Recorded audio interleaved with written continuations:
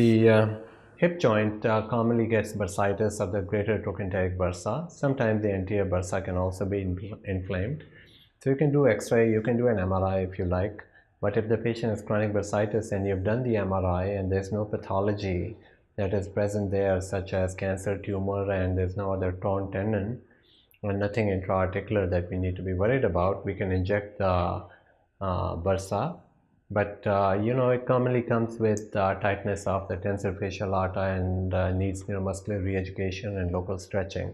So as long as you're addressing the musculoskeletal part of it, I can do PRP or ideally growth factor injections, and the patients will do fine. So you can use those things for that.